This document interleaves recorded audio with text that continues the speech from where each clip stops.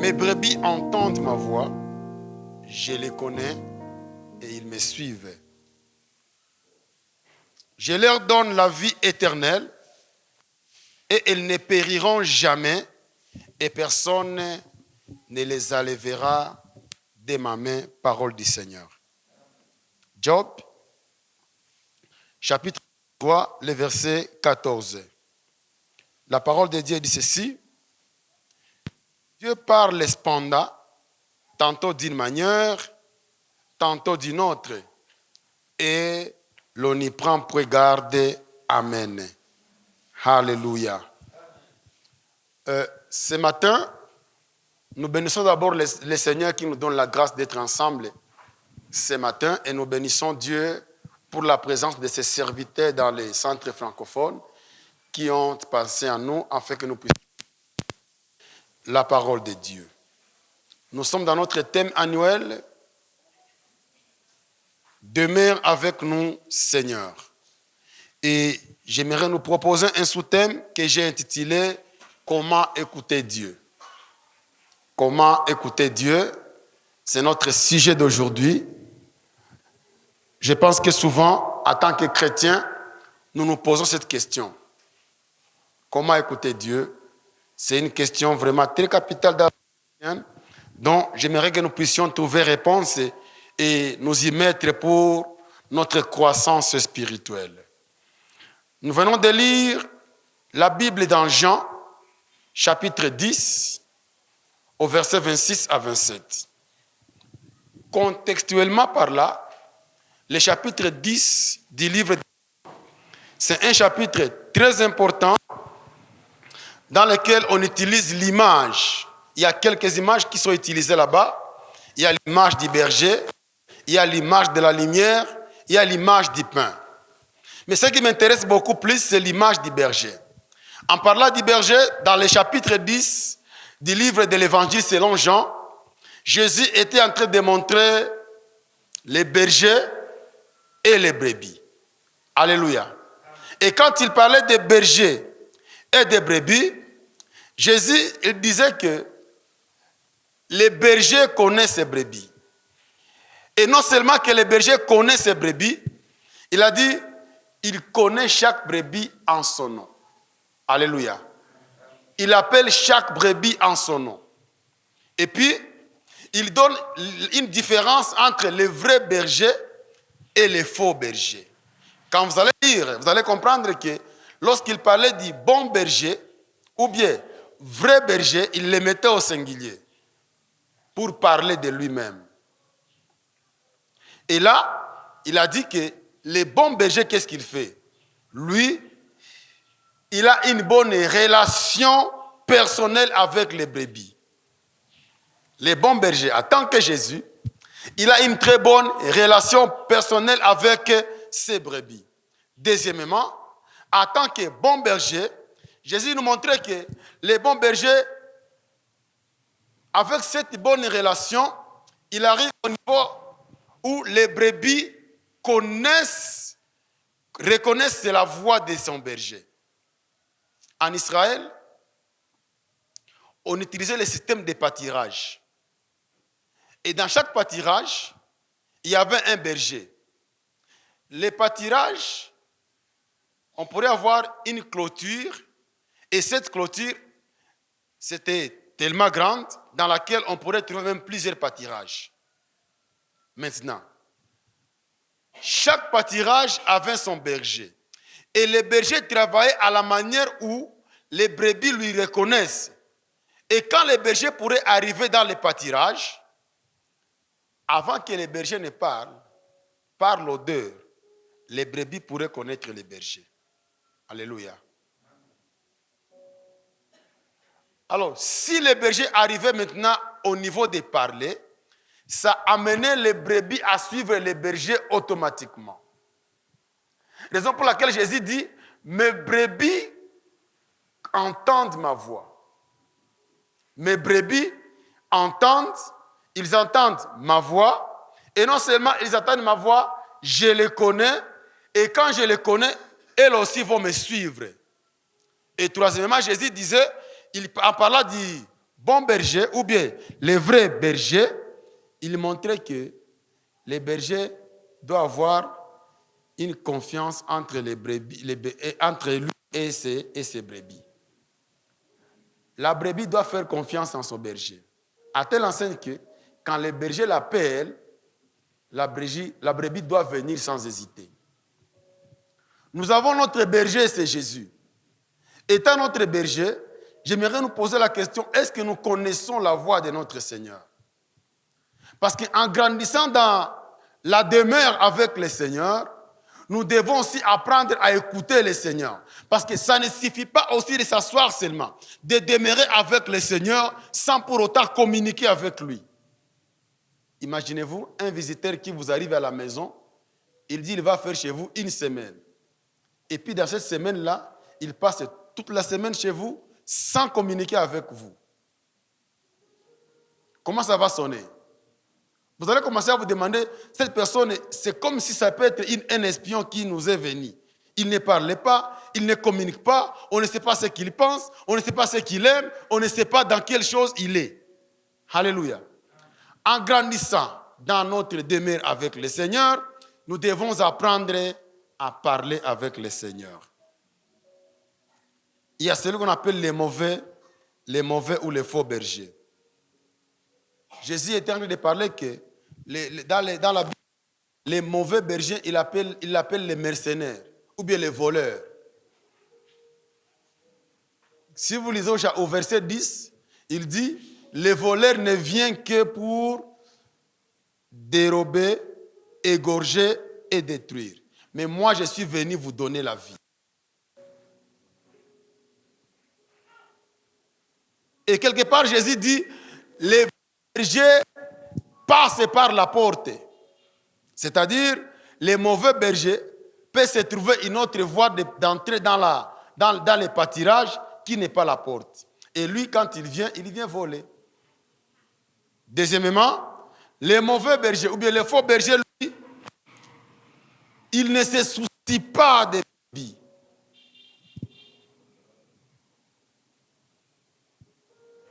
Les gens qui élèvent les animaux, ils ont souvent difficile de manger de ces animaux qu'ils élèvent.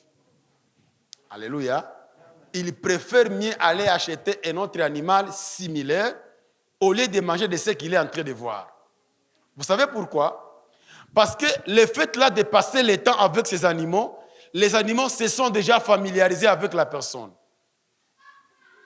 Je me rappelle chez moi, j'élève les canards. La semaine antérieure ici, un caneton était mort. Et quand il était mort, j'ai vu comment ça a fait mal à mon épouse. Elle a fait 2 jours sans manger parce qu'un caneton était mort. Alléluia. Alléluia. Il en est de même dans la bergerie. Les bons bergers, ils se sacrifient pour ses brebis. Tandis que les mauvais bergers, lui, il vient, ce sont des proies, il mange, il ne fait que manger lui. Lui, il ne fait que manger. Et lui, facilement, lorsqu'il y a un danger, il peut fuir et laisser les brebis. Écouter Dieu, ce n'est pas seulement entendre la voix de Dieu. Alléluia. Ce n'est pas seulement entendre la voix de Dieu d'une manière audible à un autre homme, mais aussi c'est apprendre à discerner la volonté de Dieu dans sa pensée, dans sa direction et dans notre esprit. C'est ça, écouter Dieu. Apprendre à discerner quelle est la volonté de Dieu. Dans ce que je traverse, quelle est la volonté de Dieu? Que dit Dieu dans ma conscience? C'est ça, écouter Dieu. Entendre la voix de Dieu, c'est un don gratuit que Dieu a offert à tout celui qui a cru en Jésus-Christ. Mais il y a un problème. Beaucoup de chrétiens pensent qu'on écoute Dieu que par fait. Nous devons quitter cette dimension. Nous tous déjà reçu le Seigneur Jésus. Nous avons cette responsabilité, ce droit d'écouter le Seigneur. Écouter le Seigneur n'est pas donné à une certaine catégorie de chrétiens. C'est donné à tout le monde. Tout le monde qui le désire, il peut l'écouter. C'est là que nous avons lu dans Job 33, verset 14. Il dit, Dieu parle cependant d'une manière ou d'une autre. Et très souvent, nous ne nous rendons pas compte que Dieu a parlé. Dieu parle. Même si tu dis que Dieu ne te parle pas, Dieu t'a déjà parlé. Alléluia. Il t'a déjà parlé une fois, ou 5 fois, ou 10 fois, ou 1000 fois. Mais toi, tu ne t'es pas rendu compte que Dieu a parlé. Alors, j'aimerais nous donner quelques clés, quelques astuces que nous allons développer dans notre vie, nous amener à écouter Dieu facilement. Alléluia.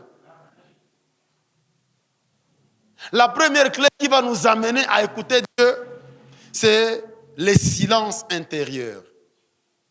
Le silence intérieur. Nous pouvons lire dans Matthieu 6, 6. La parole de Dieu nous dit, Matthieu 6, 6, la Bible dit,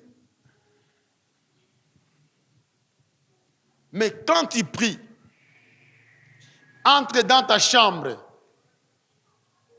ferme ta porte. Cela veut dire, quand tu entres là, tu vas entrer avec quelqu'un d'autre, tu dois entrer seul. Ferme ta porte, prie ton Père qui est dans les lieux secrets. Et ton Père qui voit dans les secrets, les rendra. Le plus souvent, nous arrivons dans la présence de Dieu. Nous nous disons vouloir écouter le Seigneur, mais nous sommes agités. Dieu ne parle pas dans l'agitation. Notre Dieu ne parle pas dans l'agitation.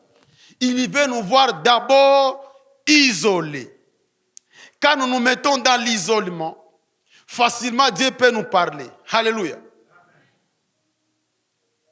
Quand tu te mets quelque part où tu seras seul, concentré sur le Seigneur aussi va te parler. Écoutez Dieu comme il va taire les bruits autour de nous, les bruits en nous. Je peux marcher dans la route en ayant déjà tué les bruits en moi. Il nous arrive de marcher en train de prier, sans pour autant se concentrer sur les choses de l'extérieur. Alléluia. Et très souvent, quand nous venons dans la présence de Dieu, le plus souvent, la distraction nous a déjà pris une grande place dans la vie, dans les cœurs. À telle enseigne que quelqu'un peut entrer dans la présence de Dieu et il sort de cette présence tel qu'il est venu. Plus pire, il y a de ces gens-là qui arrivent dans la présence de Dieu, ils se sentent beaucoup plus gênés. Il est gêné. La présence de Dieu lui gêne. Il n'est pas habitué à la présence de Dieu. Tu n'écouteras jamais le Seigneur de cette façon.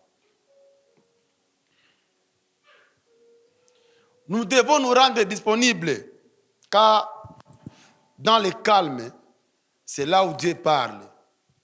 Si nous lisons 1 Roi 19, 12 et 13, c'est Élie. Dieu lui dit de lui rencontrer dans sa présence. Élie avait des illusions. Alléluia. 1 Roi 19. Commencez au verset 11. Élie avait des illusions. Avec l'image qu'il avait de Dieu, il pensait que Dieu pourrait apparaître d'une façon où il s'imaginait. Il dit, sors et tiens-toi dans la montagne devant l'Éternel. Et voici, l'Éternel passa. Et devant l'Éternel, il y eut un vent fort et violent qui déchirait les montagnes et brisait les rochers. Alléluia. Quand Élie a vu ce vent-là, il se disait, le Seigneur arrive. Mais l'Éternel n'était pas dans les vents. Et après le vent, ce fut un tremblement de terre. L'Éternel n'était pas dans les tremblements de terre. Verset 12. Et après le tremblement de terre, un feu. L'Éternel n'était pas dans le feu. Et après le feu, un murmure doux et léger. Verset 13. Quand Élie l'entendit, il entendit quoi? Les murmures doux et légers. Il s'enveloppa le visage de son manteau. Il sortit et s'était à l'entrée de la caverne. Et voici, une voix lui fit entendre ces paroles. Que fait-il, Élie? Alléluia. Le Seigneur parle lorsqu'il y a le calme. Le Seigneur parle lorsque nos esprits sont apaisés. Le Seigneur ne vous parlera jamais lorsque vous êtes agité, déconcentré, distrait. Il ne vous parlera jamais. Il attend que votre esprit soit calme pour vous parler. Oui, il est possible que quelqu'un fait 40 jours de prière sans pour autant écouter le Seigneur. Parce qu'il est allé dans la prière avec un esprit agité, un esprit distrait. Nous avons un problème actuellement. Les gens se disent, je vais à la montagne. Et quand il arrive à la montagne, il a son téléphone, il fait des selfies. Vous voyez ça? Il veut publier aux gens, j'étais à la montagne, ici c'est le mot de quoi, on ne sait pas. Bien aimé, les choses de Dieu ne marchent pas comme ça. Écoutez, Dieu demande un silence à l'intérieur de notre esprit, un silence à l'intérieur de notre cœur pour que le Seigneur parle. Il va se rassurer que nous sommes déjà apaisés pour qu'il nous parle. Parce que les paroles de l'Éternel ne vont pas sortir dans un esprit qui est agité.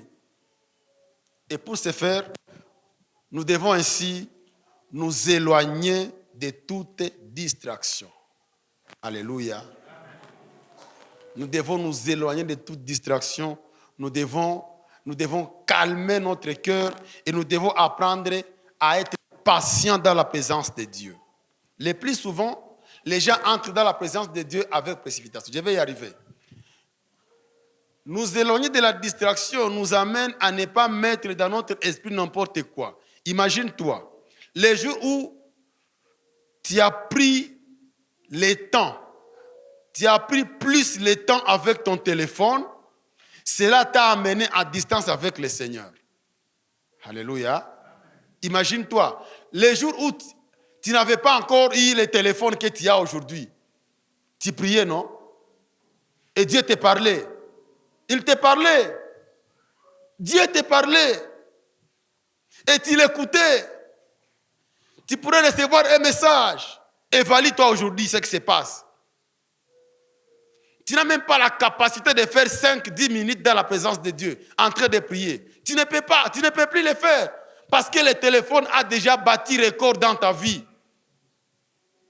Non seulement le téléphone, les choses de la vie ont déjà bâti record dans ta vie. Tu es devenu trop distrait. Tellement distrait. Comment tu vas bénéficier de la présence de Dieu pendant que tu demeures dans la distraction? Comment? Les choses que nous sommes en train de traverser ne peuvent pas en aucun cas nous éloigner de la Seigneurie de notre Seigneur. Nous devons apprendre à équilibrer les choses dans la vie. La parole de Dieu dit qu'il y a un temps pour toutes choses. Alléluia. Il y a un temps pour faire nos choses, il y a un temps aussi pour nous approcher du Seigneur. Deuxième clé, la prière et l'écoute. Je l'ai dit comme ça. Prier, puis écouter. Prier, puis écouter. La plupart des gens parlent à Dieu, mais c'est peu qui prennent le temps de l'écouter. Je vais prier. J'entre dans la prière. Je prie. Oui. Mais j'ai oublié les principes de la prière. Par définition simple, banale et ordinaire. C'est quoi la prière? C'est un dialogue avec Dieu, n'est-ce pas? Quand on dit dialogue, c'est deux personnes qui parlent. Il y a des interlocuteurs qui parlent. Il y a moi et il y a Dieu. Alors, moi je vais dans la prière, je parle. Quand j'ai fini de parler, je parle. On va encore l'appeler dialogue? Ça sera un monologue. Je parle à moi-même. Imagine-toi, tu rencontres quelqu'un en cours de route, il est en train de parler à lui-même. Comment tu vas dire? C'est un fou. Nous sommes devenus des fous devant le Seigneur pendant que nous entrons dans la prière. Dieu nous voit à des fous. Lorsque nous venons dans sa présence, nous parlons et puis nous partons. En psychologie, on appelle ça soliloquer. Tu es en train de soliloquer. Soliloquer signifie penser à haute voix. Tu dis ce que tu penses et que tu es seul. La soliloquie. Nous avons cette responsabilité. Quand nous venons dans le Seigneur, nous allons prier.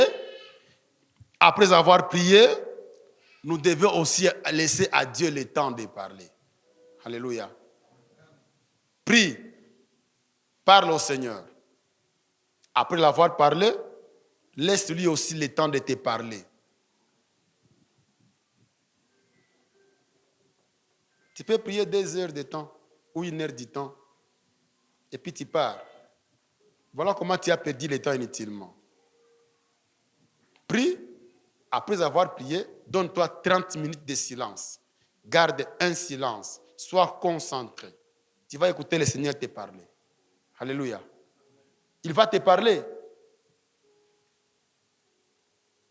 Il peut te parler dans une voix audible. Tu peux écouter sa voix. Y a-t-il quelqu'un qui a déjà écouté la voix de Dieu audiblement? Comme je suis en train de parler ici. Alléluia. C'est une très belle expérience de la vie, je vous assure. Il peut te parler comme je te parle ici. Il peut te parler par des images. Tu peux faire des visions. Dieu te parle. Le plus souvent, d'autres personnes tombent dans un petit sommeil. Alléluia.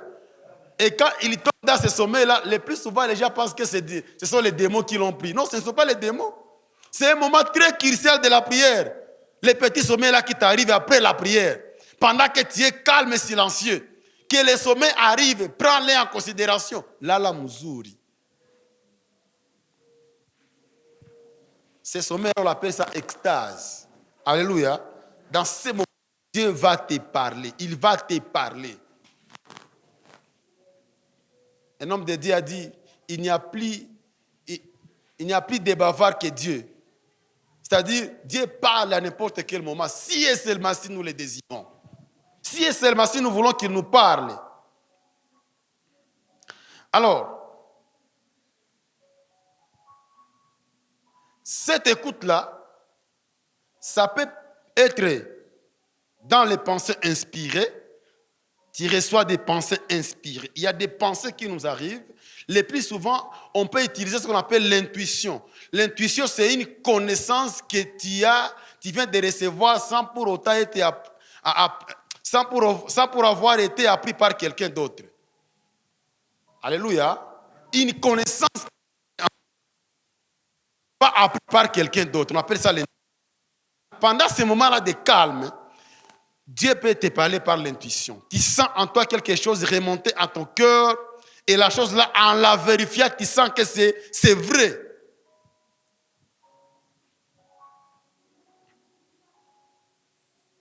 Et puis, il faut avoir le temps d'écrire toutes les pensées qui vont t'arriver.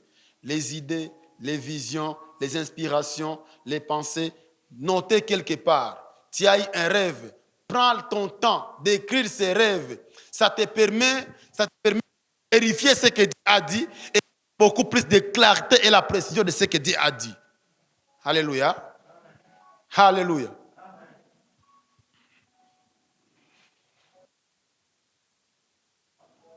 La lecture de la parole de Dieu.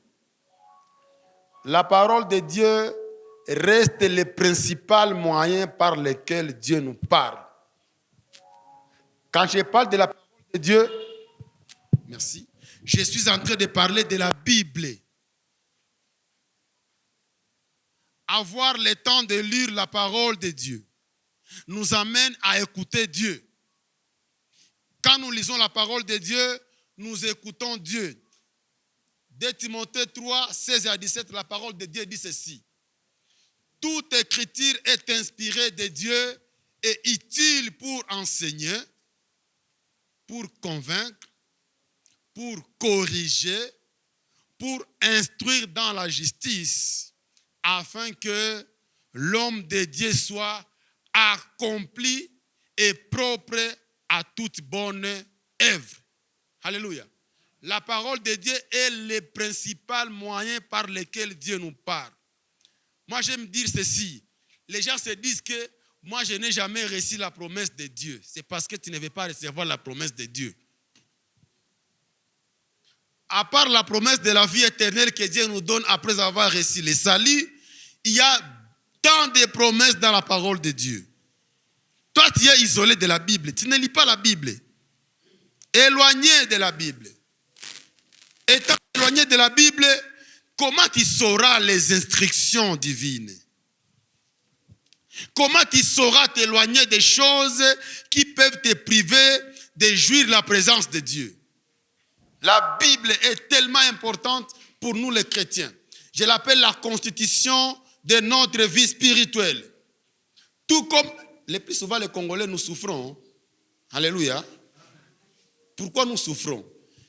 Quelqu'un peut le rencontrer en cours de route, on l'arrête. Il n'y a pas d'infraction, et on lui crée une infraction. Il accepte, il perd même son argent. Voilà le problème. Parce qu'il ne connaît pas même la constitution de son pays. Vous imaginez ça? Il en est de même pour la vie spirituelle.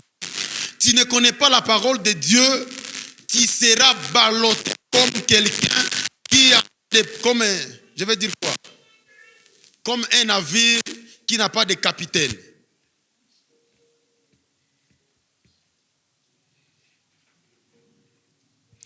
Pour écouter la parole de Dieu, ou bien écouter Dieu au travers de la Bible, voici ce que nous devons faire.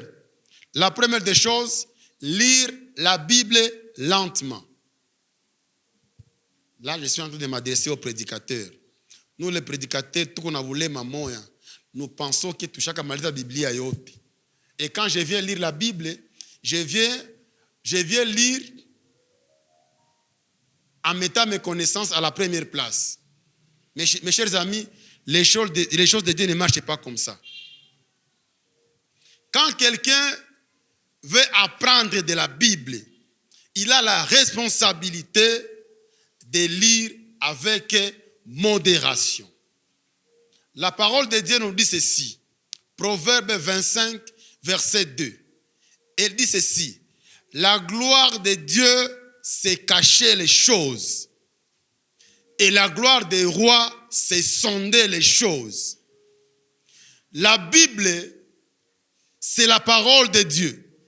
Mais cette parole, il y a tant de mystères que si tu ne te donnes pas le temps d'y aller lentement, tu risques de t'y noyer. Alléluia. Tu risques de t'y noyer. Alors, il nous faut avoir ce temps suffisant de pouvoir lire la parole de Dieu. Lis lentement. Même si c'est un verset que tu vas lire, rassure-toi que tu l'as lu, même 10 fois pour comprendre cette parole.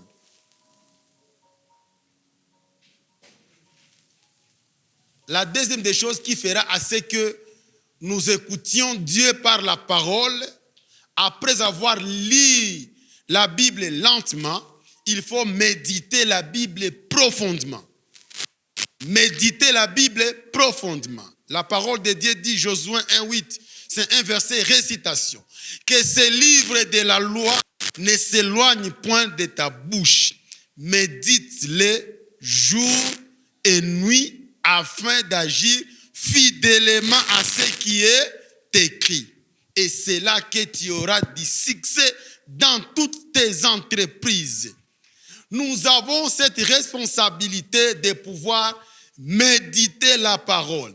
Méditer signifie lire et étudier la Bible. Alléluia. C'est dans la méditation où on comprend la véracité de l'écriture de la parole de Dieu. Je me rappelle un jour avec le frère Justin, on était encore les célibataires, on a vécu ici à l'église ensemble. Nous, on s'est donné le temps tellement de méditer la parole de Dieu.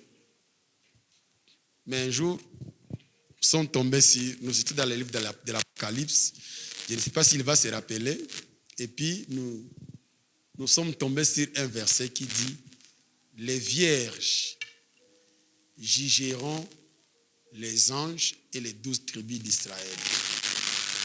Nous, on s'est posé la question, qui est un vierge? Bwana asifiwe.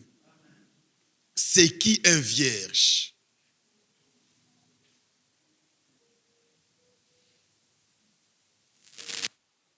Alors qu'on pensait aux erreurs qu'on avait commises, on se disait, est-on encore vierge? Alléluia. Quand nous parlons de la virginité, il y a la chasteté qui est cachée dedans. Nous avons trouvé la conclusion. La parole de Dieu dit ceci. Si quelqu'un est en Christ, il est devenu une nouvelle créature. Nous sommes dans 2 Corinthiens 5, 17. Les choses anciennes sont passées et voici toute chose est devenue nouvelle.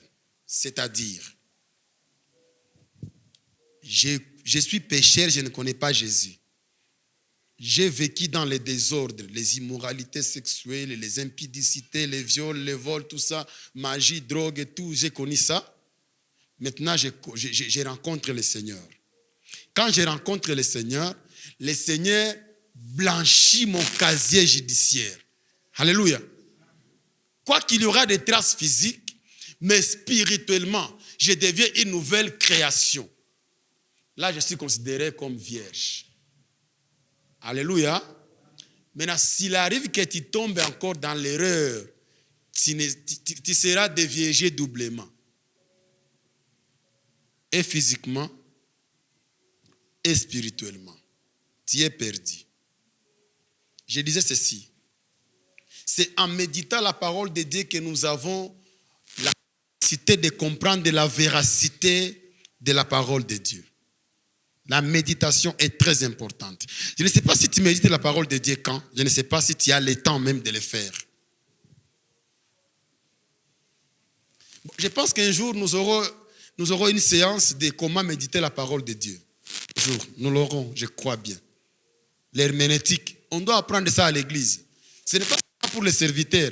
Toute l'église doit connaître comment méditer la parole de Dieu. Alléluia. J'ai suivi ça dans une église.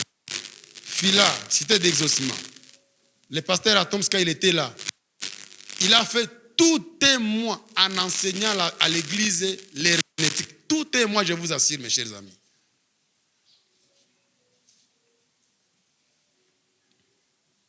Vous savez, quand il y a une loi, celui qui connaît les biens fondés de la loi, c'est le législateur. Celui qui a écrit la loi, c'est bien lui qui connaît les biens fondés de la loi. Les autres personnes interprètent la loi selon le contexte dans lequel ils se retrouvent. Vous voyez le problème, hein? C'est ça le grand problème. Le législateur, c'est Dieu. Il connaît les biens fondés de la loi, qui est la Bible, mais il dit lui-même, la gloire de Dieu, c'est cacher les choses. Il a caché les choses dans sa Bible. Et nous avons la responsabilité de sonder ce qu'il a caché. Ce n'est que par les moyens de la méditation. Et il faut aussi laisser un verset vous parler. Bwana sifiwe. Il faut laisser un verset vous parler. Quand vous lisez 1 Jean chapitre 2, le verset 27, j'aime beaucoup ces versets. 1 Jean chapitre 2, le verset 27. La parole de Dieu dit ceci.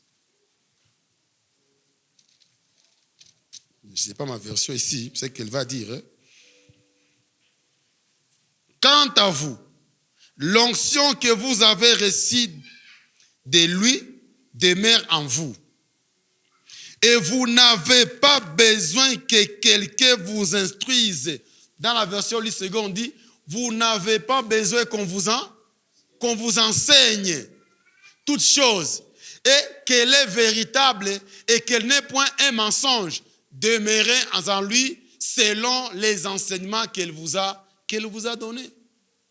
Je suis en train de dire, nous devons laisser la parole de Dieu. Les versets nous parler. Les versets parlent. Moi, je me rappelle un jour, quand j'étais en train de venir dans le Seigneur, Alléluia. Et dans ma vie passée, j'étais un fraudeur. J'ai fraudé quoi? Frappeur, les documents. J'étais capable de vous fournir n'importe quel document. Alléluia. Et je pourrais recevoir de l'argent, j'ai gagné de l'argent. Je me rappelle, quand on était dans les vacances, je pourrais réaliser au moins $200. Ma bulletin. Quelqu'un a échoué, il vient me voir, je lui donne un bulletin. On frappe les bulletins de son école, on lui livre les bulletins. Un jour, pendant que j'étais en train de méditer la parole de Dieu, je suis tombé dans un verset. 1 Corinthiens 6, je crois au verset 9, en descendant, où on m'a bien clarifié que les fraudeurs n'iront pas au ciel. C'était mon jour de décision de laisser la fraude. Alléluia. Laissez les versets vous parler. Laissez les versets vous parler. C'est-à-dire, choisir une phrase dans les passages bibliques. Et cette phrase-là, tu peux la répéter dans ton cœur régulièrement. Régulièrement, tu peux la répéter dans ton cœur et puis tu vas commencer à te poser des questions. Qu'est-ce que cela me dit pour ma vie? Ça me dit quoi aujourd'hui? Ce que je vais lire dans les passages ici, qu'est-ce que ça me dit? Ça a quel rapport avec la situation que je suis en train de vivre? Alléluia. Ça va t'aider. C'est Dieu qui te parle. Peut-être qu'il y a un comportement que tu as persisté de changer. Par les versets bibliques, tu peux laisser et abandonner ce comportement. Tu peux l'abandonner. Laisse les versets vous parler. Quand vous venez lire la Bible, ne venez pas avec vos connaissances. La parole de Dieu est nouvelle chaque jour et à chaque moment lorsque nous voulons lire. Nous voulons méditer. Elle est toujours nouvelle, toujours nouvelle. Les grands problèmes, nous pensons connaître toute la Bible alors que nous ne connaissons rien. Paul dit, nous connaissons en partie. Nous connaissons en partie. Laissez la Bible, les versets nous parler. Quand les versets t'ont parlé et tu as compris que ça est arrivé à ton esprit, donne-toi la peine d'aller pratiquer ça. Alléluia. Donne-toi la peine d'aller pratiquer ça. Et puis, tu peux aussi les partager avec quelqu'un d'autre. Parce que quand tu partages avec quelqu'un d'autre, facilement, la chose ou bien la vérité là va rester incarnée en toi. Ça va aussi te servir de témoignage de ne plus rentrer dans l'ancienne chose que tu étais en train de faire. Que Dieu nous aide. Nous devons comprendre que les rhéma de Dieu ne peut en aucun cas contredire les... Qu'est-ce que je veux dire? Les logos de Dieu, les rhéma. Les rhéma de Dieu ne peut en aucun cas contredire les logos de Dieu. Parce que la parole de Dieu, nous la lisons. Mais elle a des mystères. Le premier, on l'appelle logos. Logos, c'est la parole écrite. Les écrits sont là. Je peux lire un livre et je peux les prendre comme une histoire. Je me rappelle ici, nous avons un papa. Il était évangéliste ici. Il nous parlait de son grand frère. Un sataniste tout fin. Mais les satanistes avaient déjà lu la Bible 200 fois. Vous comprenez la dimension? Il avait déjà lu la Bible de Genèse à Apocalypse 200 fois. Qu'est-ce qu'il cherchait dedans? Pendant que moi, chrétien, même il n'a pas encore fini à lire ça. Oui, il lisait comme les livres historiques.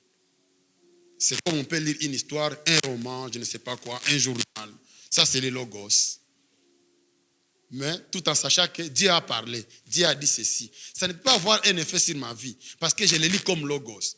Mais lorsque j'entre en profondeur de la parole, je fais ce qu'on appelle les rhéma de Dieu. Les rhéma de Dieu, c'est la parole, cette parole même qui est révélée. Qui est révélée et elle est agissante, elle agit. J'aime donner cette illustration. Auparavant, quand Jésus pourrait marcher, alléluia, il marche, il rencontre une délégation qui va au cimetière pour enterrer quelqu'un. Jésus arrête la délégation, il dit, faites descendre votre cercueil. Ils font descendre le cercueil, il ressuscite la personne qui était morte. Il a fait ça pas une seule fois, n'est-ce pas? Bon, nous sommes ici à Goma. Nous avons des églises comme les sables de la mer, ici à Goma. Ils en sont nombreuses. Alors, nous avons des hommes de Dieu qui se disent et se tapent la poitrine. Qui a déjà fait cette aventure? Qu'il aille se mettre là-bas, la route vers Zambé, il attend les gens qui passent. Stop! Personne. Pourquoi? Le rêve de Dieu est encore caché dans la vie des gens. La parole n'est pas révélée. Il faut qu'il y ait une révélation qui lui soit donnée de la part directe de Dieu dans ce qu'il avait écrit, et puis on peut aller pratiquer. Et c'est comme ça même que se passe les miracles, guérison miracle. C'est comme ça. L'homme de Dieu qui travaille dans la puissance, Dieu lui révèle comment. D'abord, il lui révèle les problèmes, c'est quoi. Après lui avoir révélé les problèmes, il va lui révéler la solution à ces problèmes. Et cette solution, il va lui dire, tu vas faire ceci, ceci, ceci. Il va appliquer et ça va marcher. Mais il y a une erreur que nous commettons. La plupart des fois, quelqu'un est dans une dimension, je peux appeler ça de délivrance. Dieu lui dit, prends une bouteille d'eau. Prie pour cette eau. Donne aux malades. Les malades boivent et il est guéri. Vous comprenez? La personne là va prendre ça comme une coutume. Ça devient une coutume. À chaque fois qu'il est dans une situation, il dit, non, c'est la révélation de ce cas, l'unique cas là-bas. Et vous allez voir, même dans nos églises, on commence à pratiquer les choses mondaines. Parce qu'il y a les choses qui se font dans les chambres de prière qui ne sont pas chrétiennes. Je me réserve. Je me réserve. Quatrième clé, je suis presque à la fin. Les événements de la vie. C'est aussi une clé par laquelle Dieu peut nous parler. Alléluia. Les situations que nous traversons. Des fois, les situations que nous traversons parlent clairement. Un jour, j'étais en train de causer avec un serviteur de Dieu. Il me dira ceci. Il y a des choses qui m'arrivent. Moi, je ne peux pas me juger parce que je connais là où j'étais avant de connaître le Seigneur. Bon. Les gens peuvent venir me dire, tu vois, homme de Dieu, tout ça n'est pas normal, il faut prier Dieu. Moi, je connais là où j'avais touché. Moi, je lui avais dit, mon frère, mais tu as déjà crié au Seigneur. Il a coupé les liens. Comment tu peux continuer à te courber sur les situations, les choses que tu as connues dans le passé avant de connaître le Seigneur? Alléluia. Mais dans notre vie, Dieu peut nous parler au travers des situations que nous vivons. Tu peux connaître une réussite, Dieu parle au travers de cette réussite. Tu peux connaître un échec, Dieu peut parler au travers de cet échec. Mais sans pour autant rester scotché sur cette idée qui dit aux chrétiens que tout ce que je traverse aujourd'hui, Dieu est dedans. Pas du tout. Il y a des choses mauvaises que tu peux traverser dans la vie dont Dieu n'est pas la cause. Toi-même, tu es la cause. Alléluia. Toi-même, tu es la cause de ces choses. Ne dis pas que tout malheur que je traverse aujourd'hui, Dieu est en train de me parler faux et archi-faux. Il faut toujours chercher à connaître la cause du malheur que tu es en train de traverser. Si c'est Dieu, gloire à Dieu parce qu'il te parle dedans. Alléluia. Alors, et là, nous devons faire quoi? Nous devons croire que Dieu agit dans les situations, dans les circonstances. Il peut agir. Quand nous lisons le livre de Romains 8, 28, nous dit, nous savons du reste que toutes choses concourent au bien de ceux qui aiment Dieu, de ceux qui sont appelés selon ses desseins. Pour nous les chrétiens, lorsque nous traversons les choses et que nous n'avons pas péché, ça concourt au bien de nous qui aimons Dieu. Alléluia.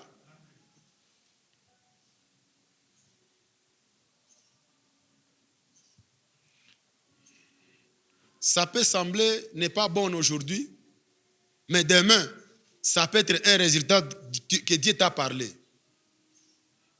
Apprendre à regarder les événements autrement. Les choses qui nous arrivent, nous ne devons pas les regarder comme elles viennent. Nous devons chercher à les regarder d'une manière divine. Je me rappelle un jour, j'étais ici. J'étais encore diacre ici, permanent. Un pasteur m'a rencontré ici. Il m'a dit, je cherche les bergers. Je lui ai dit, le berger vient de sortir, il n'est pas là. Ah. Il a été indigné. Je lui ai dit, il y a un problème. Il a dit, je devrais voir les bergers, coûte que coûte. Je lui ai dit, chez lui, c'est là, à la grande barrière. Il a dit, je ne connais pas Goma, je suis nouveau à Goma. Ah bon? Est-ce que tu peux m'orienter dans une autre église proche? Je lui ai parlé de l'église ici. Il a dit, je viens de là. On m'a dit, le pasteur n'est pas là. Je l'ai amené à la CBK, là-bas. Il est arrivé là. Nous sommes là. On rencontre le pasteur, le papa. Moi, je voulais partir. Il a dit, diacre, pardon, restez. Venez t'asseoir là-bas. Je me suis assis là-bas à côté. Il a commencé à raconter ces choses. Il a connu un problème. Il est venu de Bukavu pour Butembo dans une mission évangélique. Arrivé, ici, il y avait... On appelait ça bon voyage là-bas. Arrivé là-bas, les messieurs, ils s'étaient retrouvés au nombre de 6 dans un bis. C'était déjà 17h30. L'agence a dit, comme c'est 17h30, on ne peut pas voyager à ce moment. Allez avec les billets, revenez le matin, on va partir. Vous allez prendre les premiers bis. Les messieurs qui ne connaissaient pas Goma, il est parti. Il se demande où est-ce que je vais trouver le centre d'accueil. Il a manqué le centre d'accueil. Il a rencontré là-bas, il demandait à une maman qui puisait de l'eau là-bas à la régie des eaux. Il a dit, maman, je cherche un centre d'accueil. La maman lui a dit, centre d'accueil. Ah, bon, aziko ba karibu. Ase niko mugeni, niko pasteur.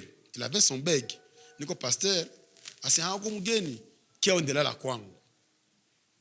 La maman lui a amené chez lui, chez elle, dans un restaurant ici d'Abouyo. Il y avait un restaurant là-bas. Le pasteur est entré dans le restaurant, il a dit, d'après tout. Maman lui a donné de l'eau, il est allé se laver. On a dit, la chambre est là. Dans le restaurant, il y avait une chambre.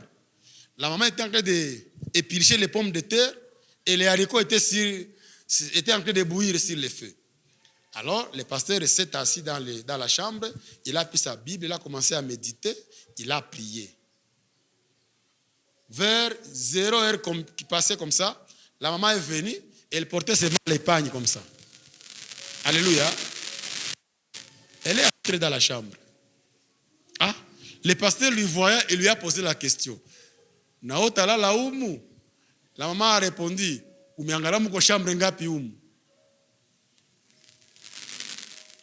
Je ne sais pas le diable comment il est stratège.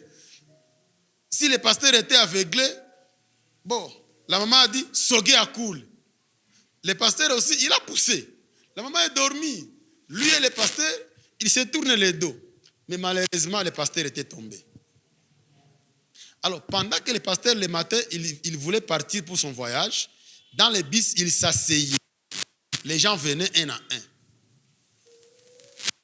Le chauffeur est venu, il prenait les trucs là, Simba, hein? Chief Waragi. Il buvait le Chief Waragi. Il est venu, il a tapé sur le bis. Munasiki angizi banasema, banauwa batu mubusendo, banapie bis. Mwenye na jiko na zambi zake, to anitokee mubisi, sipendi samba kudamu ya mtu. Ah? Iko na kunya chife, iko na lewa. Mais il dit ça, il est parti. Après quelques minutes, il est revenu. Niko na sema hivi, mwenye na jiko na zambi zake, anitokee mubisi, sipendi samba kudamu ya mtu. Le pasteur, il sentait comme si c'est un poignard en plein cœur. Il était obligé de descendre du bis pour aller chercher maintenant l'homme de Dieu. Et je disais que Dieu nous parle même au travers des situations de la vie. Ne faites pas des blagues lorsqu'il y a une situation qui vous arrive et vous la laissez normale. Il faut toujours savoir à étudier la source, la nature de la situation qui vous arrive. Alléluia. C'est tellement important parce qu'il y a les choses par lesquelles Dieu voudra vous parler. Si vous n'êtes pas prudent, vous risquerez de tomber. Vous risquerez de tomber. Vous risquerez de tomber. Aussi, il faut relire sa journée avec Dieu, le soir. Quand vous arrivez à la maison le soir, relisez, révisez votre journée.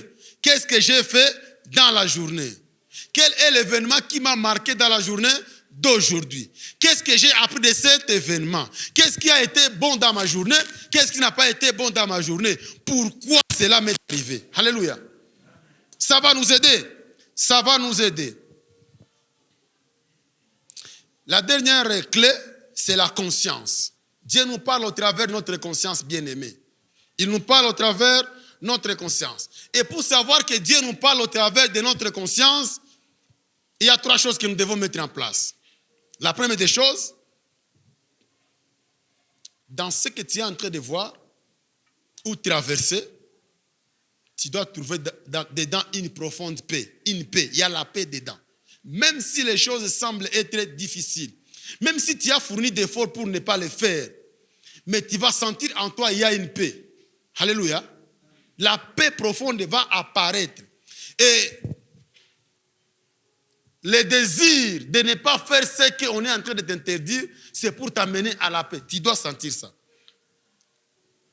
Deuxièmement, ça doit te pousser vers le bien. Ça va te pousser à faire le bien. Dans la conscience. Parce que la conscience, c'est une voix intérieure, n'est-ce pas? Qui nous dit intérieurement, l'acte est bon ou mauvais. Moi, j'aime dire ceci. La conscience peut te révéler la nature de l'acte. C'est bon, c'est mauvais. Mais la conscience ne peut jamais t'arrêter à ne pas poser cet acte. Alléluia. Elle te met devant un fait accompli. C'est bon, c'est mauvais. Elle ne te tiendra pas la main pour ne pas poser l'acte. Là, il y a le problème ou bien question de décision. Ta décision doit intervenir dedans.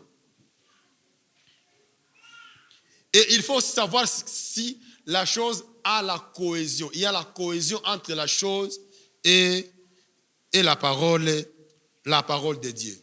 Tout ce qui trouble profondément sans donner une lumière claire, ça ne vient pas de Dieu.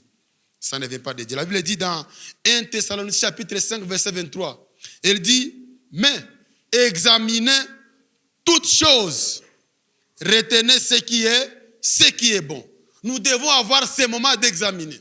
Tout ce qui nous arrive, nous devons examiner. Et en examinant, retenons ce qui est meilleur, ce qui est bon. Alléluia. Laisse-moi conclure en disant ceci. Écouter Dieu, ce n'est pas forcément entendre une voix audible. Ce n'est pas forcément. Il peut parler d'une voix audible, mais il peut aussi parler d'une autre façon, comme il a dit dans Job. Dieu parle cependant tantôt d'une manière ou tantôt d'une autre. Mais c'est apprendre à reconnaître sa pensée. Reconnaître la pensée de Dieu à travers le silence, à travers la prière, à travers la réflexion ou la méditation et à travers la vie quotidienne. Nous allons nous mettre debout et nous allons prier.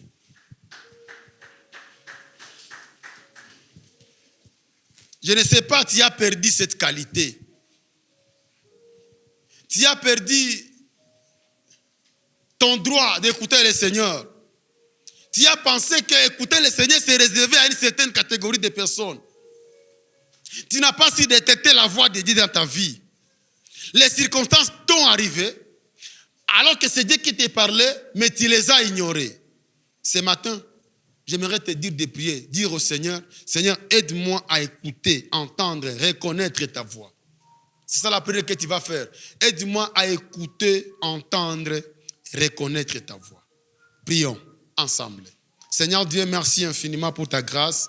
Merci pour ton amour, ta paix et ta fidélité. Merci Seigneur pour ce message que tu viens de nous donner ce matin. Nous rappelons Seigneur que nous devons t'écouter. T'écouter Seigneur, ce n'est pas une faveur. C'est notre droit après t'avoir connu. Car ta parole dit, mes brebis entendent ma voix. Ils me connaissent et ils me suivent. Seigneur, aide-nous Seigneur à pouvoir t'écouter. Aide-nous à pouvoir comprendre comment t'écouter, étudier les situations, les circonstances qui nous arrivent, nous détacher des choses, Seigneur, qui peuvent nous amener loin de toi. Nous détacher des distractions de ce monde afin de pouvoir te plaire à toi et à toi seul. Seigneur, nous avons besoin de ta grâce. Accorde-nous cette grâce. Nous prions au nom de Jésus-Christ. Amen.